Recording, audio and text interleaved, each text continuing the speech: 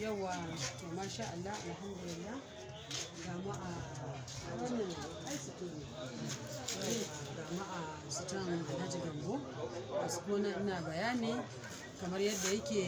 ga mu a nan da magaran wato jihar Zindar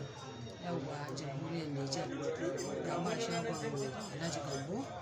masha Allah ko da yake so za a ce don a wannan wajen babu abin da babu yawa suna na Hajiya Zulai Bebeji jaruma mai takarar ɗan uwa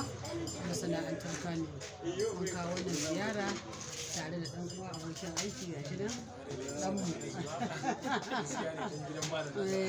ɗanmu ɗan gidan malam na ta'ala mai sabbin masha Allah ko kuma na baro haida sai ƙanin haida na ɗauka masha Allah siyaso uban marayu baban mu maganin kukanku. Assalamu alaikum jama'a. To, ni na ku Maharazu. Almajirin Malam Ta'ala gani ga uwata. To ga wanda mun zo katafaren sito na Alhaji Fiti Gambo da ke garin Zandar wato da Magaran. Gaskiya wannan guri sai dai san barka. Sai dai san barka Ubangiji Allah ya ƙara arziki saboda mun ji daɗi an mana tarba mai daɗi sannan an mana wani babban abu da mun ji daɗi Ubangiji Allah ya ƙara arziki Allah ya ƙara buɗe Alhaji Fiti Gambo. Dan aska shi abin shi sai gaskiya ne.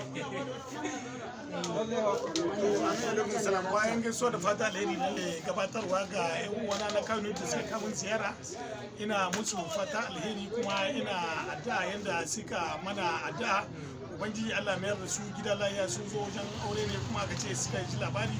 muna garin Zandar suka ce lalle gaskiya sai sun zo sun kama da ziyara sun zo sun kai shi da mu to wannan ziyara da suka kama na ubangiji Allah zai saka musu da alheri na gode sosai da sosai ma salama